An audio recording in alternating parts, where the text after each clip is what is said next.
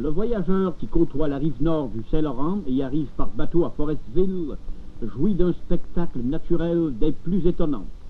Sous l'Union nationale, Forestville a pris la forme d'un défi lancé par l'homme pour mater la nature sauvage.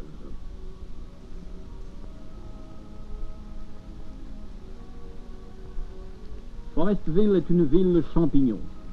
2000 âmes, des maisons neuves, de belles habitations familiales, des rues larges, bref, une cité modèle.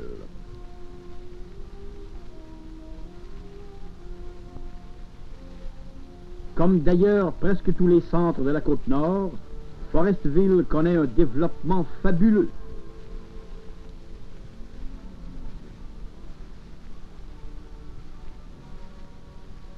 Dans cette région coulent de grosses rivières qui jettent leurs eaux dans le fleuve.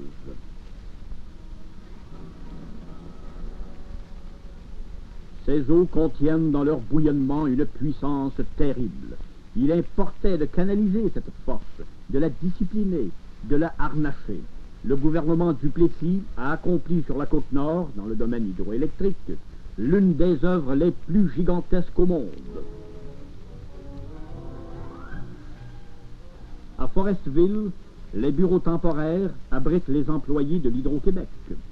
On a centralisé là les services d'embauchage et d'administration, rendus nécessaires par la construction du barrage de la rivière Berzemis.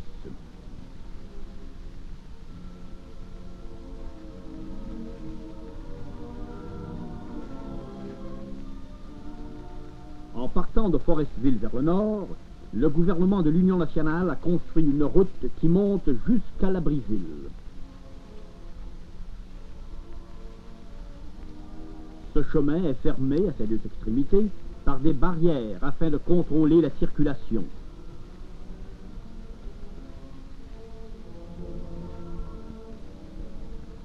Près de 100 000 au nord de Forestville se trouve le lac Cassé. La puissante rivière Berzemis coule à proximité de ce lac. Là encore s'élève une autre ville qui, avant l'avènement de l'Union nationale, n'existait pas. Cette municipalité se nomme Labryville, en l'honneur du digne évêque de la région, Monseigneur Labry.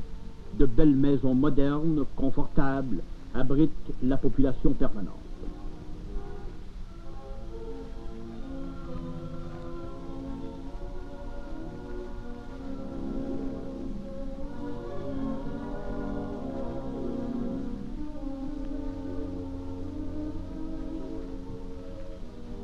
Des flèches indicatrices dirigent les voyageurs. À Labryville, tout est neuf, jeune et conçu d'après les méthodes modernes de la construction et du génie.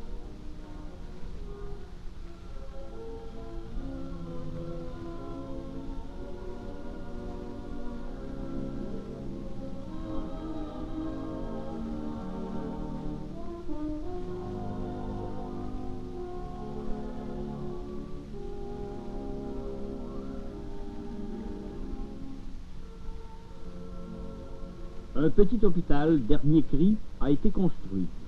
Le capital humain est loin d'avoir été mis de côté. La moindre blessure est immédiatement traitée. La radiographie est d'usage courant et je vous assure que le médecin est occupé.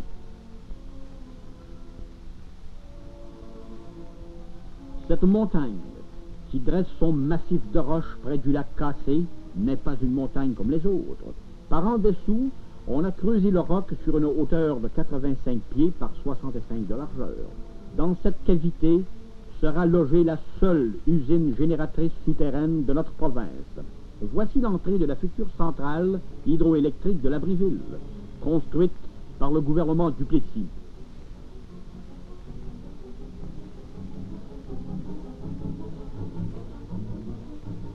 Pour ramener l'eau des barrages jusqu'à cette centrale, il a fallu creuser un tunnel de 7000 de longueur. 5000 hommes ont été employés pour exécuter ces travaux formidables. Sous terre, les foreuses mécaniques sont au service de l'homme. Les fleurets d'acier pénètrent dans la montagne. Les trous sont remplis de dynamite. Le tunnel se creuse un peu plus à chaque détonation.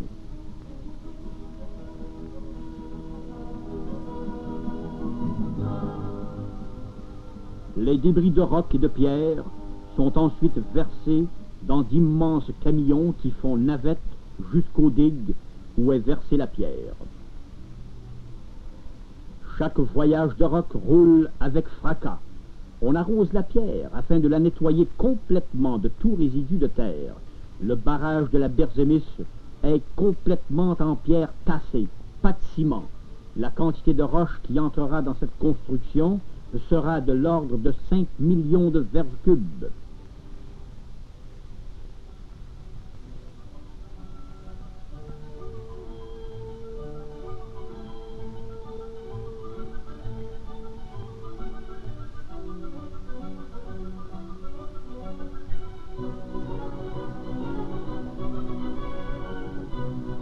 Pour accomplir ces travaux gigantesques exécutés par le gouvernement du Plessis à la Briville, 5000 hommes ont été employés. L'heure du repas vient de sonner. Plusieurs restaurants reçoivent 3 fois par jour ces travailleurs.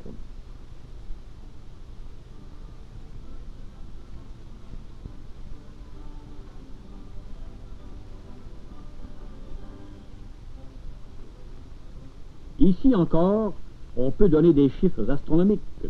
Ce qui se consomme par jour correspond à 15 000 repas, 10 000 œufs, 2 000 pains, 2 tonnes de viande et 13 tonnes de beurre.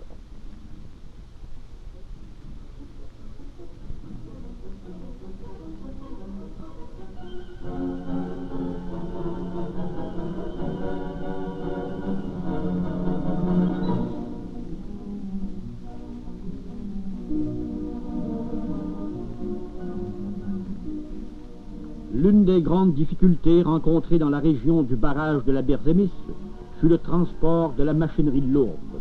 Des chemins ont été percés à flanc de montagne. Parfois, cela ne suffisait pas pour monter les machines si loin en forêt. Alors, on a fait ce transport durant l'hiver alors que le sol était gelé. Tous les immenses travaux exécutés par le gouvernement de l'Union nationale sur cette partie de la côte nord n'ont qu'un but: fournir plus d'électricité à notre province et répondre aux besoins grandissants de l'industrie et de la consommation domestique.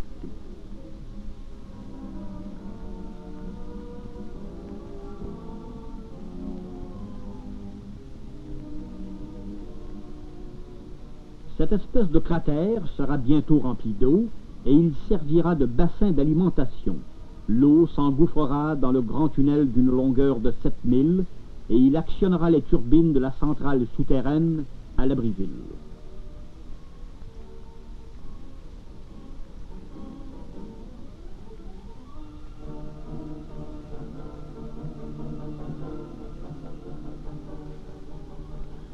Plusieurs concasseurs broient la pierre que l'on voit monter ici sur des courroies de caoutchouc.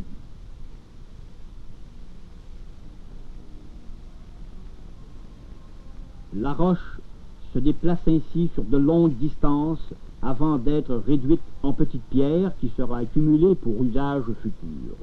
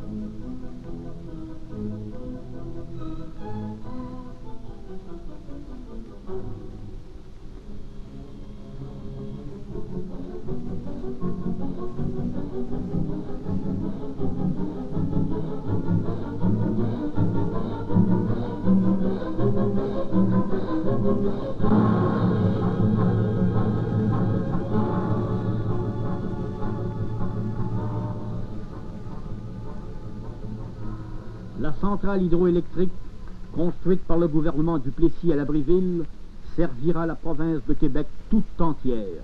Le surplus nécessaire d'électricité généré près de la rivière Berzémis sur la côte nord, sera utilisé de 1000 manières différentes.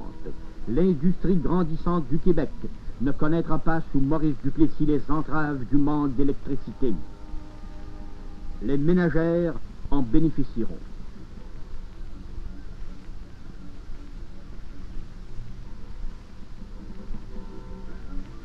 Les travaux gigantesques exécutés à Labrie-Ville constituent un exemple fortifiant pour tous.